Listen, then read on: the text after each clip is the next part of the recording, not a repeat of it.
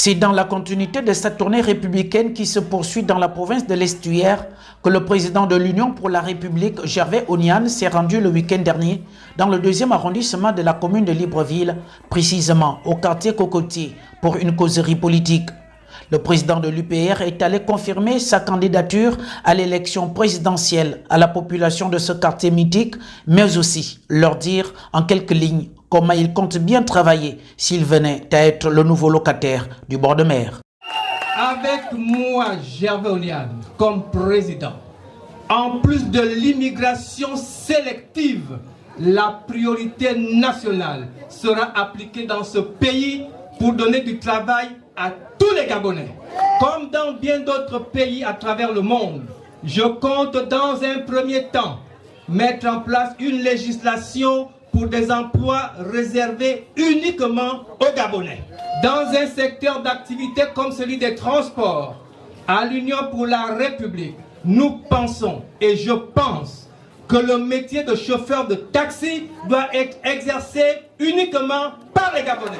Un opérateur économique, Gabonais ou étranger, pourra acheter même une centaine de taxis et les mettre en circulation, mais les chauffeurs, tous les chauffeurs devront obligatoirement être Gabonais. Ils disposeront pour l'exercice de leur métier d'une carte professionnelle qui leur sera délivrée par le ministère gabonais des Transports.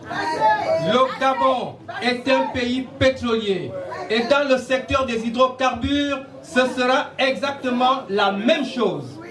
Un opérateur économique, gabonais ou étranger, pourra toujours ouvrir une ou plusieurs stations-service, mais les pompistes, tous les pompistes, devront obligatoirement être Gabonais.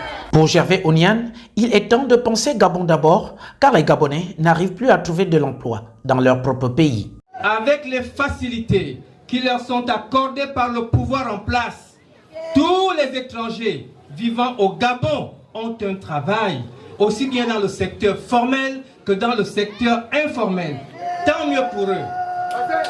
Sur le petit million de Gabonais que nous sommes, quand on enlève les personnes âgées, les bébés et les moins de 18 ans, il ne reste approximativement que 500 000 Gabonais en âge de voter et de travailler. Alors comment comprendre et tolérer que les dirigeants d'un pays pétrolier aussi riche que le Gabon ne parviennent pas à donner du travail à moins de 500 000 Gabonais?